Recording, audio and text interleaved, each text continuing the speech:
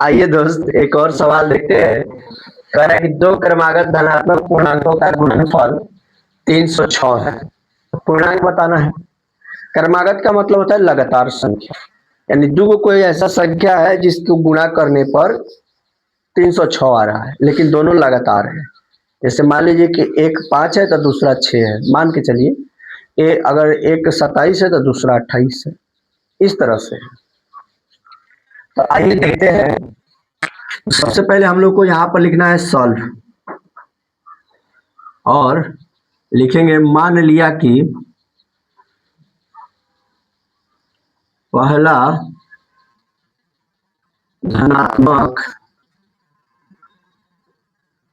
पूर्णांक क्या है दोस्त, एक्स है, तथा दूसरा धनात्मक पूर्णांक एक्स प्लस क्या है, 1 है। अब ऐसा क्यों? तो क्योंकि लगातार की बात है ना, इसीलिए।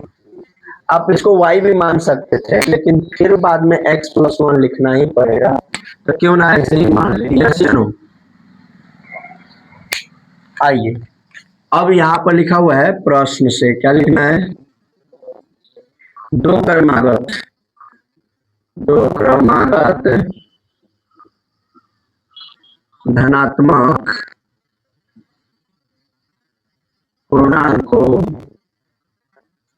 का गुणनफल 306।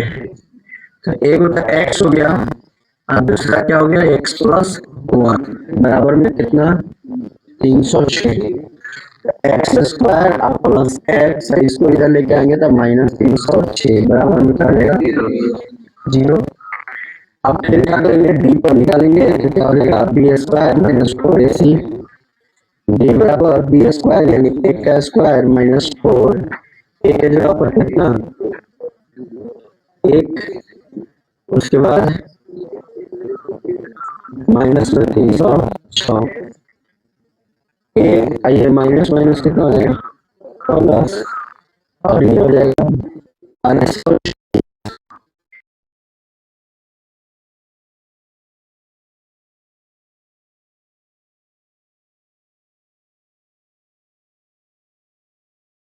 तो यहाँ लिखेंगे x बराबर minus B plus minus root under D बटा में 2a। अब d की जगह पर हम लोग और क्या लिख सकते थे, बी स्क्वायर माइनस 4ac। अब देखिए x बराबर माइनस बी की जगह पर 1 है, यानी कि कुछ वैल्यू नहीं है तो 1 नहीं लिखेंगे। अब plus minus root under D की जगह पर कितना, 1225 बटा 2, a की जगह पर कितना, 1। x बराबर माइनस 1 प्लस माइनस कितना, 35 का स्क्वायर होता है 1225, आई बटा में कितना हो गया, 2। अब x बराबर यहाँ पर देखिएगा माइनस 1 प्लस 35 अब बटा में 2, अब माइनस 1 माइनस 35 अब बटा में 2। अब इसको घटाएंगे, x बराबर हो जाएगा 34 अब बटा में 2, इसको काटेंगे तो ये क्या हो जाएगा, 17। अब ये दोनों जो है, ये दोनों, ये हो जाएगा माइनस 36 बटा में 2, तो इसको काटेंगे तो माइनस 18। और कहा गया धनात्मक पूर्णांक, यहाँ आ गया ऋणात्मक पूर्णांक, तो कैसे होगा, तो वो गलत हो जाएगा। तो बच गया हमारे पास कितना, 17, यानी x का